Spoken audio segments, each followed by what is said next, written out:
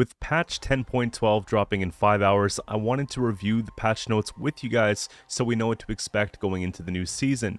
Now, there have been 2 legendary cards per faction that were revealed over the weekend. I won't be talking about those today. I find whenever there are new card drops, it's hard to tell exactly based on descriptions how they may function. There might be bugs within the game preventing things from working. My opinions might change from reveal to when I actually have played the cards. So I want to take some time, and I also think it's going to be better and more visually aesthetic for the video if I look at them in the deck builder for the review, so we can go through the evolving card stages more conveniently than looking at articles online. So that video is coming up shortly, but we're just going to be talking about the updates for the patch. Okay, so we have, of course, the new Sacred and Profane expansion, and Greedy God, and Junk Files. To start things off, we have our neutral cards. Now, All God's power was changed from 4 to 5, and his provision cost was changed from 9 to 10. So right off the bat, we see a 1 base power buff and a 1 provision nerf. However, he has a new part of the ability, so we can increase the number of targets by 1 for each offering in our starting deck. So they're looking to create synergies within offering and the All God. If we pull up All God right now, he can boost 3 units in your deck by 2. So we're looking to increase that to 5 units by 2. So that's 10 plus the 5 here's 15 potential points if played with the other 2 cards for the 9 provisions. Whereas before, he was 4 base power at one point 10 provisions, which only played for 10 points. It was really good in older Gwent, but modern Gwent, it just didn't keep up. And even with the 1 provision buff, he didn't see a lot of play. So understood why there was a big rework to All God. And I like that they immediately changed the provision to help keep it out of every single Golden Necker deck. So smart thinking on behalf of the devs. Now we have offering here. Provision cost change from 6 to 5. Ability change to destroy a unit with 4 less power, then boost a unit in your deck by 2. So again, playing into that carryover, right? Playing into Muted Generator, playing into Arch Griffin, playing into Hand Buff Scoia'tael, but in this case you're boosting in deck to pull later, right? There's lots of different applications for this. I could see this being good with just about any token based deck, right? You kill a token now, make some space on the board, and then get some carryover for later. It's a no-brainer, right? So this is the card that you're looking out for, guys. You want to make sure that if you're playing All God in the deck, that you have 2 of the offerings to help complement that. And I think that it's warranted with the provisions. I don't think it's overkill. And stuff like this, these really good synergies are going to help prevent as much of that Renfree play and as much of that Golden Necker play, because now there's encouragement to play special cards and cards above 9 provision. That just makes sense, right? So I'm really excited about this. Next one, very controversial. Renfree, I don't even have to show you this card for you to understand what we're talking about. They just went ahead and reworked Renfree a little bit more, and I think it's going to make enough of a difference to, you know, change things up a little bit. This combined with some of the changes that we're likely going to see as we scroll down a bit further in the patch notes should be a decent touch, right? So the Blessing of Kindness ability change to the first time you play a unit on your side of the battlefield each turn. If it's an odd power, boost it by 1 for each adjacent even power unit. If it's an even power, boost it by 1 for each adjacent odd power unit. So right now, it was whenever you play. But the problem is, oftentimes you can play more than 1 card per turn, which was giving this too high of a ceiling. So now we just limit it to the once per turn, which caps it at 2 points per turn. And I think that's quite reasonable compared to where it was at, especially with Nilfgaard being able to create and play so many things. Now we have Renfree Cursed Sloth, another one that got a major rework here. This was neglected in the first round of nerfs to Renfree, but it's nice to see in this case. So order, play a bronze unit from our hand, then look at the top 3 units in your deck and draw 1, whereas before this was basically look at your deck and draw a card of choice, which became ridiculous, and it was just the ultimate consistency tool that nothing can keep up with, because what's better than perfect, right? So that was kind of controversial. It's now been changed. I'm excited to see it. We have Doppler, power change from 1 to 2. You guys might not even know what this card is because it's when does it actually see play in a competitive environment or even in a meme environment. It was just a very awkward card to pull off. The ability's been changed to deploy in melee, choose a unit in your hand, then boost self by the number of units in your hand with the same primary category. So that seems a little better to pull off, right? You have the ranged option as well. Boost self by 1 for each unique primary category among units in your hand. So if you're playing, I could see this working very well in like a relics deck or an elves deck or something of that sort where there's always a constant theme. But then I can always see it really well in maybe Harmony or something like that where you're having deliberately tons of different tags in the deck. So it opens up a little more creativity with the card and allows it to have some room here. I'm going to pull it up so you guys can see the card. Again, it's going to be a very interesting day to see some of this on the ladder, of course, right? Oftentimes, I do think that you're going to see Doppler played in relics because if you're playing a very unit-dominant deck, you should have a lot of relics in hand, which could act for a big point slam with this, right? Especially in long round, you open up with something like that. Really good starting play. Moving on to monsters, we have Ruin, power change from 4 to 3, an ability change to Death Wish, summon self from your graveyard to the melee row, and consume your lowest power unit excluding self. So with Ruin in the past, it felt a little power crept because 9 provisions for 4 points per turn, conditional. You have to have consumes in order to make this work. It wasn't very good in a short round, and if locked, it really suffered. At least in this case now, with the added addition to it, being able to come back, consume something else, you're getting that point carryover, but you're also getting that consume engine that makes things that much easier. Do I think it's going to see a lot of play? Maybe. We'll have to see how everything shapes up.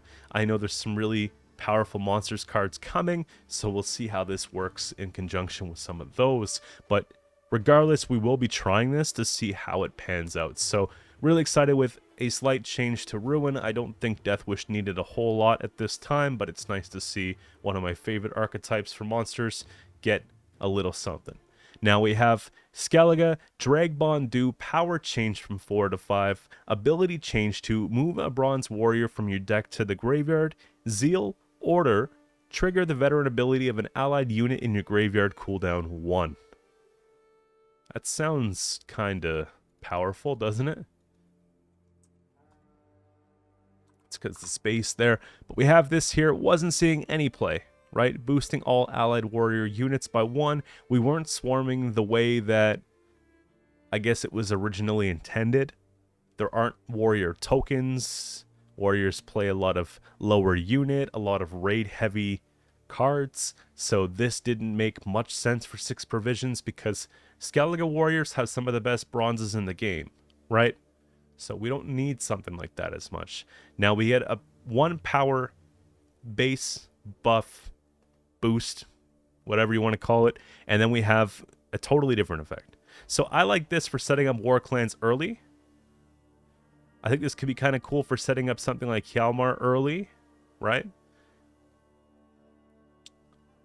And of course, we're developing carryover for later. So by putting something maybe we don't want to play in round 1, like a Tersic veteran that's only at 5 power, we can go ahead and put that back. Or 6 power if we start with, you know, King Bran in the deck. But we can put that in grave, have the clan set up, trigger that so we get a bigger point slam in round 3. And of course, if we'd like to go and banish that for whatever reason, we do have something for removal. So I think that's a really cool card.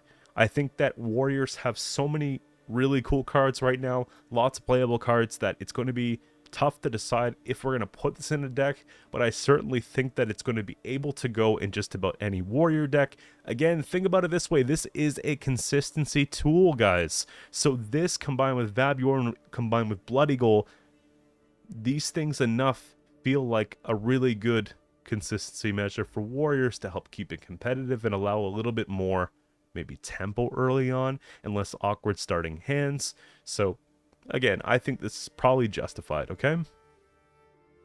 We have the I'm going to butcher this one. Rig Tersic. Power change from 6 to 3. Provision cost change from 7 to 8. Ability change to deploy boost self by the base power of the last Skellige unit that went to your graveyard this round. Okay, so let's pull it up because it's probably been forever since we've played it, right? This was just vulnerable and expensive before. It was in a lot of the Skellige starting decks, but there's 3 boost self by 5. Now is the time to play it if you would, but at an 11 point for 7 provision, there are better options available, so the card felt obsolete.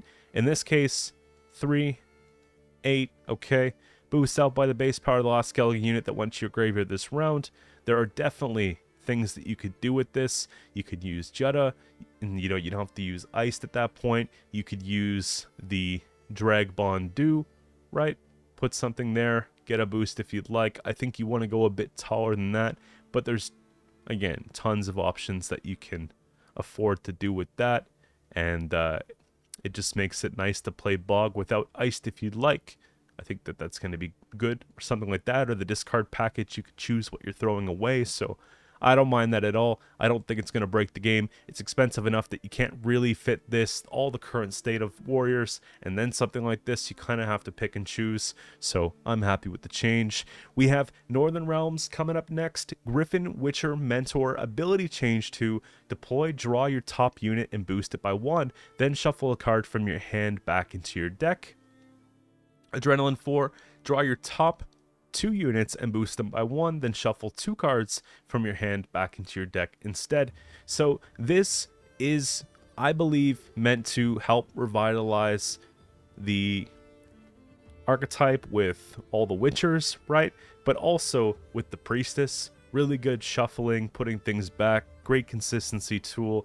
A lot of cards revolve around shuffling and putting back with Northern Realms for that synergy with the Priestess.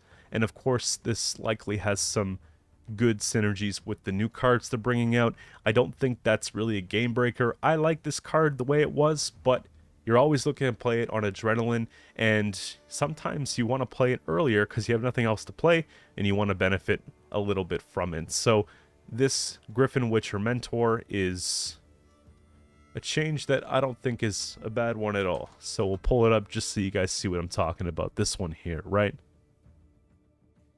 Very nice. Scoia'tael, no changes. I respect that. I find they did a lot to buff Scoia'tael. They did a heck of a lot to nerf Scoia'tael. And now Scoia'tael feels calm, but strong.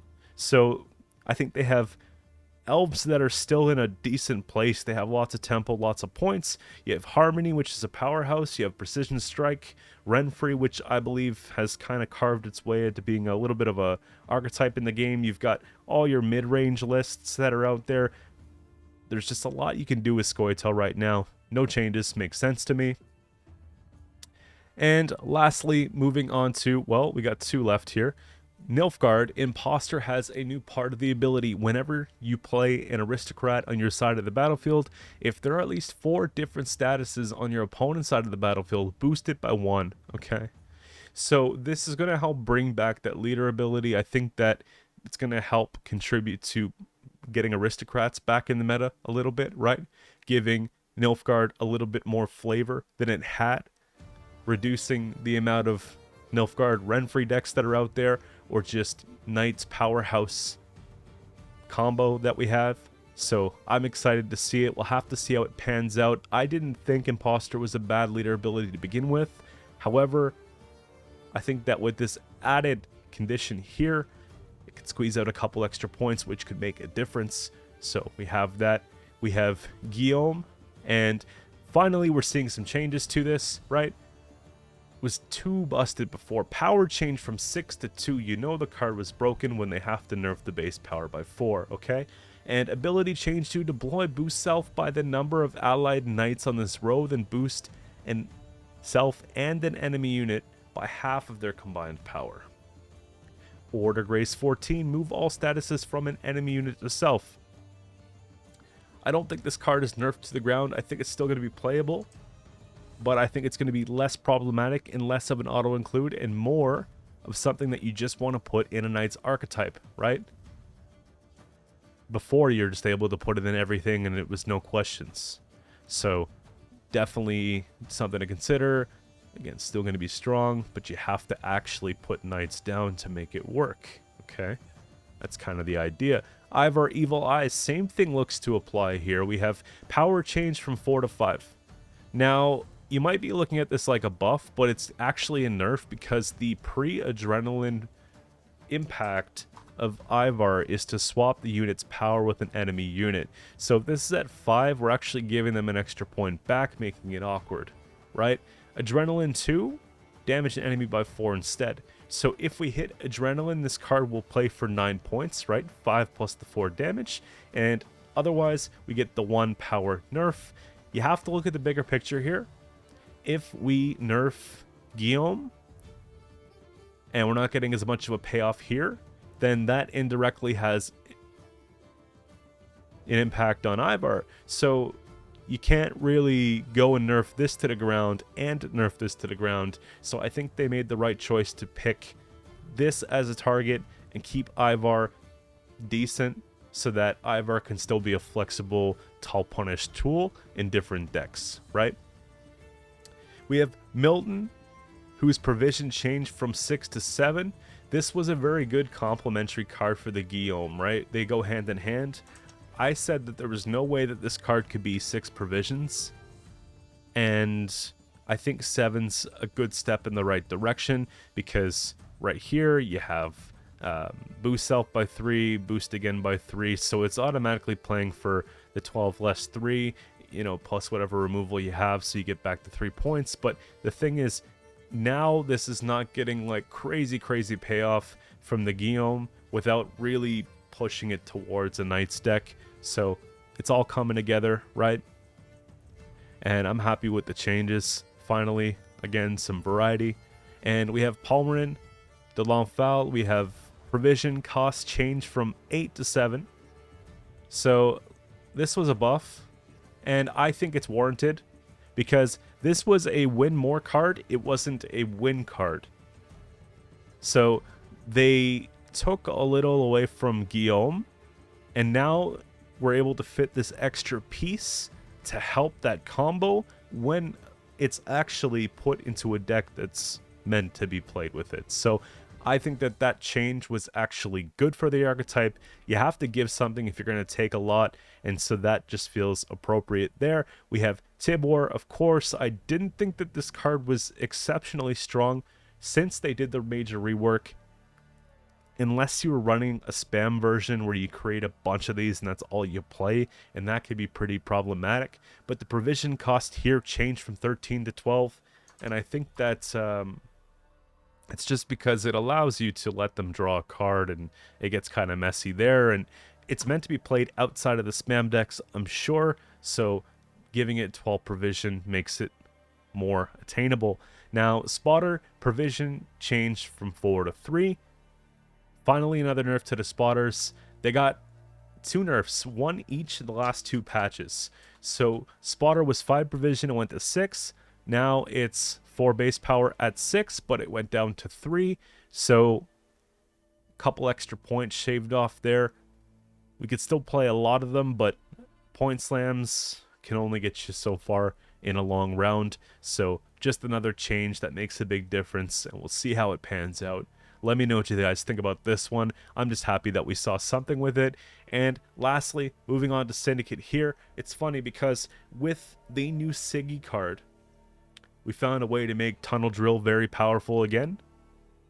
When we couldn't use Tunnel Drill and a random crime card from deck the same turn, it had to be Collusion. Then people started throwing in Collusion, and still Power Drill remained OP. Now they're changing the card up a little bit more. If you saw old Tunnel Drill, it was scary. New Tunnel Drill is scary under the right circumstance, but this looks a little calmer. You might even consider swapping it out for something else or putting it in a crime-specific deck. So, ability change to Profit 2, Fee 2, damage an enemy unit by 3, cooldown 1. When you play a crime card, reduce the cooldown by 1. This sounds good, but this is going to be really easy to remove because you have the cooldown. So you have that one turn, and then you just go for it. So profit 2, damage by 3. Okay, so you could use that all the same turn. But the sounds of it, to me, it sounds like you're only able to use it once per turn, but it's probably, I guess we'll have to see. But to me, it really sounds like it's once per turn if it's a feat 2 with a cooldown versus crank it out and then go, because that doesn't really make sense. So I think it's going to be just 3 for 2, once per turn. You can reduce it if you create crimes, so you can get 2 per turn, essentially, if you really go for it, which is not bad. But there's no more using full leader, using full bank, and whatever else, and just wiping the entire board. So that's fine, and I'm excited to try that out.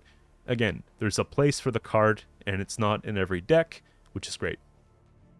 And we have Arrakis Queen now respects the trigger order when played with both Sienna and Weavis Incantation. What kind of deck is someone making? That's crazy. Menagerie Keeper now recognizes War Council as a tactic in hand. Just little game fixes. Nothing crazy, but at least it's working the way it's supposed to work. So these are the patch notes for 10.12. Let me know what you guys think about them in the comments below, and I will be making a video regarding the new cards very shortly, as well as more deck guides this coming season. I looked at the amount that I published over the last month, and I think we're due for a really busy month worth of Gwent. So look out for that. If you guys enjoy the content that you see, don't forget to subscribe to the channel. And yeah, just thanks for all the support. We'll see you guys in the next one.